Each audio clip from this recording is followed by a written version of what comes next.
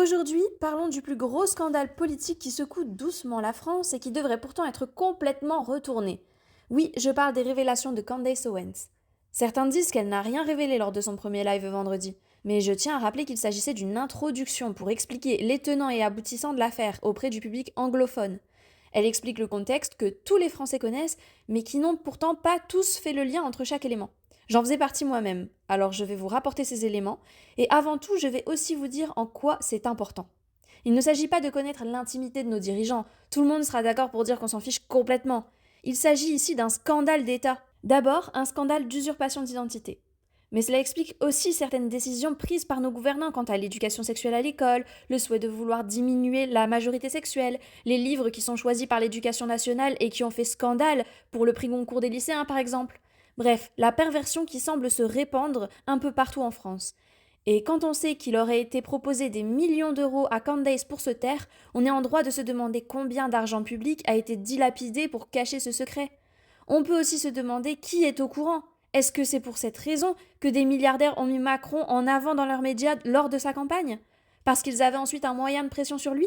Combien de décisions ont été prises contre l'intérêt des Français pour cacher cette histoire? Est-ce pour cette raison que nos fleurons industriels et technologiques ont été vendus?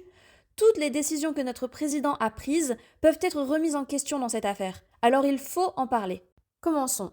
Candace a basé ses recherches sur le travail de Xavier Poussard, et lorsqu'elle l'a rencontré pour une interview, les Macron l'ont visiblement découvert et ont demandé à leurs avocats de l'intimider juridiquement. Elle a reçu une lettre d'une centaine de pages où les Macron l'auraient menacée d'attaque en diffamation. Non pas sur le fait qu'elle accuse Brigitte d'être un homme, mais sur des erreurs qu'elle aurait dites dans ses vidéos. Cette lettre a sonné comme un premier aveu qui a fait boule de neige à l'international, mais toujours pas en France.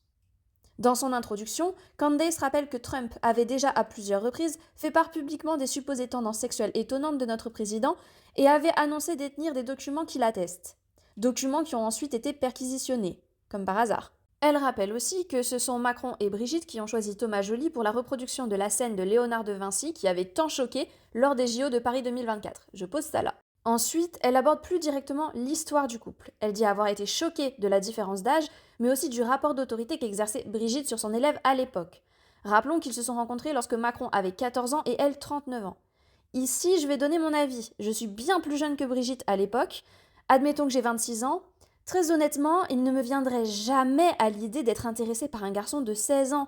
C'est absolument inimaginable et écœurant. Et je suis pourtant ici plus jeune que Brigitte et j'ai simplement choisi un écart d'âge rond de 10 ans. Et où l'enfant serait dans une situation de majorité sexuelle, même si j'ai envie de vomir rien qu'en disant ça. On nous a vendu ce couple comme une romance et Brigitte comme une cougar, mais la vérité, c'est qu'aucune cougar ne serait intéressée par un garçon de 14 ans. Rappelons aussi que leur situation était complètement illégale et punie par la loi. Dans son introduction, Candace parle ensuite de plusieurs scandales qui ont éclaté depuis que le couple est à l'Élysée.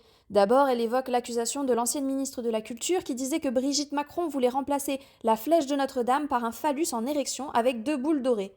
Je n'avais jamais entendu parler de cette histoire, alors j'ai retrouvé un article qui aborde ce sujet directement.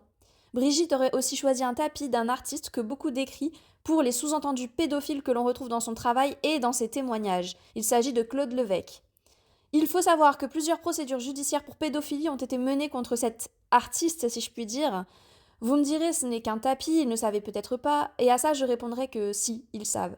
Ils ont des dizaines d'assistants à chaque choix qu'ils font et calculé, et d'autant plus lorsqu'il s'agit de redécorer l'Élysée, puisqu'ils savent que ça sera publié dans la presse. Mais admettons qu'ils ne savaient pas. Candace Owens parle aussi des livres présents sur la photo officielle de Macron. Certains disent qu'on ne voit rien sur cette photo, qu'on ne peut pas savoir de quel livre il s'agit. En fait, cette photo était un énorme levier de communication. Les livres ont été annoncés dans la presse et Macron a justifié que le livre de Guide était un de ses livres préférés. Qui est André Guide? Un pédophile notoire qui expose dans ses livres combien c'est chouette la pédophilie. Ça commence à faire beaucoup d'affaires tordues, vous ne croyez pas? Candace dénonce aussi la complaisance de la famille Duhamel dans les médias vis-à-vis des scandales de la famille Macron. Elle dénonce les scandales sexuels de viol et d'agressions sur mineurs qui concernent cette famille, qui protège sans cesse les Macron.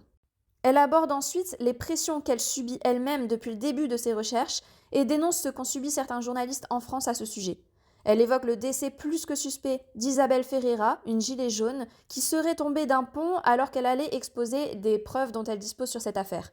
Mais aussi la mort professionnelle de Natacha Ray, une journaliste indépendante qui a été attaquée par Brigitte Macron pour diffamation à ce sujet.